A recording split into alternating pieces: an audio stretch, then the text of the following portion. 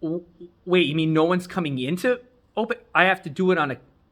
Oh, okay. Hi, everybody. So, my name is Mr. Douglas. I am the forensics teacher for your child in this semester. Nobody's in the room right now. So, what I'm going to do is, so you can actually see who I am, is I'm going to take my mask off so you can actually see who I am. But I do teach every single class with the mask on at all times. But for right now, we'll have a little bit of fun, and I'll show you around the room so we can check everything out for forensics. So again, my name is Mr. Douglas. It's my first year at Danbury High School, but it's not my first year teaching. I actually taught in the Bronx for many, many years, and I'm just very glad to be able to come back up here. I grew up in this area. Many of my first jobs I ever had were actually over in the Danbury Mall when I was your children's age, which is like really, really funny to me. So this is our classroom.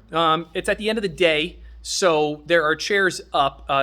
Your students don't see me in the end of the day, but they do see me in the beginning of the day. And I just honestly want to say thank you to them because they help every morning. These chairs are up and they'll take down their chairs. And I really do appreciate that. And it's just like a little simple thing, but to me, it's a very meaningful thing. So thank you for that. So you can check the room out here. This is room C433. Very good room. I love this room. You can see there's a bunch of different things going on in here. So we teach forensics in here, and my expectations are really simple for forensics. We're going to investigate things, we're going to explore some criminalistic concepts, and we're going to have a good time while we do it.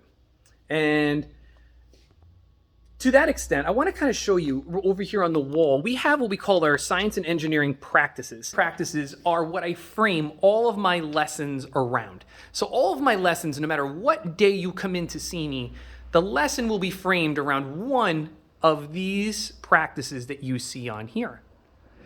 Now, in the middle, you'll see a board here, and this is just kind of a quick check-in. So say you stepped into the room for the day, you can take a quick look here. Now, I'm going to show you a much more detailed plan in a second, but we'll get there soon. This is the cross-cutting concepts. So the purpose behind this is that these cross-cutting concepts will unify every single thing that your child learns while inside of any science class here at Danbury High School. And that's a really great thing because what you learn is that structures and functions all mean the same thing in terms of the concept, but how they're applied in your different science classes is what makes each science unique. And that's why I love using those frameworks. Now, the last thing I have, CELP goals. And these you can kind of see right through here. And this is kind of what I'm looking for when they're talking to each other, when they're writing a claim, when they are trying to go through a critique or different things. These are the standards which I'm looking. Now, every single morning when your children come in to see me, okay, every single morning we go through the same routines because routines breed consistency, and consistency makes everything slow down and makes everything make sense. So when they come in every single morning, what we do is we sit down, we do our daily check-in. And our daily check-in has the same form, and it has a lot of what I like to call social and emotional check-ins. And what I always check in with them is how are you sleeping? What are you eating? How are you eating? How are things going outside of class? Because all of these are going to impact their ability to show the best versions of themselves that they can be every single day when they're sitting in front of me. And so what I actually do is I collect this information every 2 weeks. And so far, this is our September averages among all my classes. So you can kind of see that right now, students are sleeping kind of average. They're not really enjoying breakfast or lunch. Now, that can mean many different things, but it's something just to kind of think about and to encourage them to do to make sure that they're having a breakfast or having a lunch while at school. And how are things outside of class? They're getting better. Listen, these goals, these little check-ins, they fluctuate, they change. But the most important thing is that we're communicating with each other and we're talking to each other and we're being part of each other's lives in that. So we also do the same thing every single day. At the end of our check-in, I ask for feedback in terms of what I can do better in my lesson. And they've given me some great feedback, some great responses. And I really do actually see that up on the board right now. I was analyzing it before I started to make one of those videos. You can take a look at that. A couple of other things in terms of housekeeping things. If you want to find my syllabus is found available inside of Google Classroom, which we'll get to in a minute, and I'll show you how to access that. So you can go to Google Classroom and check it out. In terms of my grading policy, same thing, that's found within the syllabus. All right, so you can check that out, but it's pretty standardized. It really is framed around classwork, any projects we're doing, exams, and homework. So really it's just 4 categories. And how do you do the work to fall under each of those categories? In terms of the classroom, again, you can kind of see we have things in here. Just this is the view from if you were sitting back here, right? If you were sitting back here, we even have up here a couple of serial killer presentations up top. And we do have a bunch of forensics materials. By the way, ask them what they did today in forensics. They did some amazing, amazing work today in forensics with forensic photography. They are becoming very, very good amateur forensic photographers. So ask about their lesson today. So ask them about oblique lighting. They should be able to tell you about oblique lighting. And they should be able to tell you about the 4 major types of photographs that need to be taken at a crime scene. If they can't do that, tell them to come see me for flex period, and they can hang out with me and we'll get that all squared away.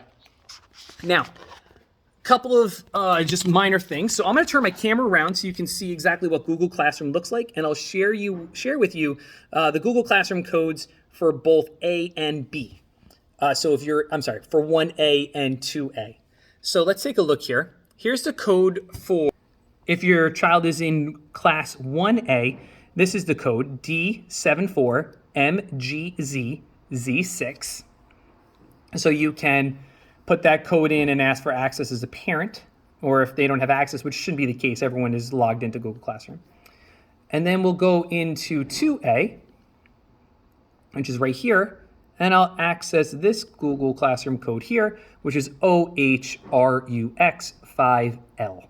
And that's a Google Classroom code if your child is in 2A. A couple of things. This is called the stream page. The stream page is where I post some generic announcements and different things along those lines. So you can find some generic announcements that may be important to what we're doing in class. Inside here is the classwork, and this is what I wanted to draw your attention to. So the first thing up here is my weekly plan and daily outline. So if you click this, this is the weekly plan.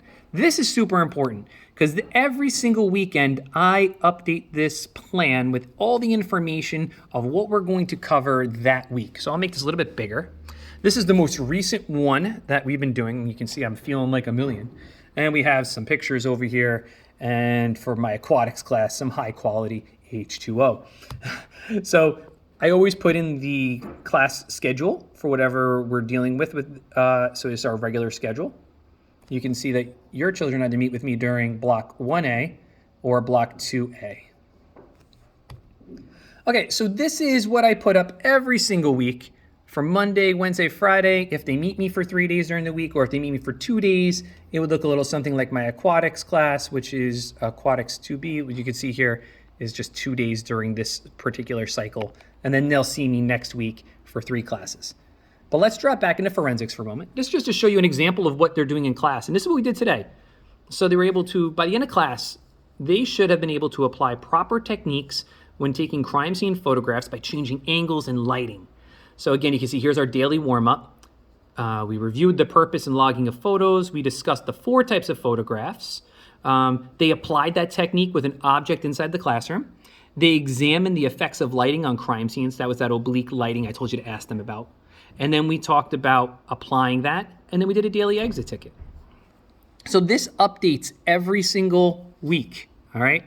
And then I just want to show you, if you go through it, there's a link to my email right up here, which is Doug, DOUGLM, at danbury.k12.cet.us. This is kind of what I tell them generically to do if they want to contact me, okay? And then Google Classroom assignments, right? Assignments are typically due before the next class with the exception of long-term projects. So they'll know whether or not the assignment is due, and it'll also be posted into the stream as well. And then here's some links to any particular apps that we might use in class. So before I let you go, I did want to just show you one other thing here. There's also our class materials. We have some information on there as well for you. So you can get a hold of any other information along the sides over here in terms of all of that. My forensic syllabus is here as well. And that contains all the information which we mentioned before, some course objectives, some logistics, the learning expectations, again, kind of I went over there before, and attendance, grading policy, which I mentioned before, and some other information in terms of if they need help and some other policies. So you can kind of check out a couple of different things. There's a little more information about me. And that being said, I thank you from the bottom of my heart for welcoming me into the Danbury community and welcoming me into the Danbury Hatters family. It does mean a lot to me to know that you trust me to take care of the most important parts of your life, your children, every single day. I try to keep them as safe as I possibly can, and I try to help them to grow, not just as academic learners, but as people. And I thank you again for sharing them with me. It's the greatest gift as a parent myself.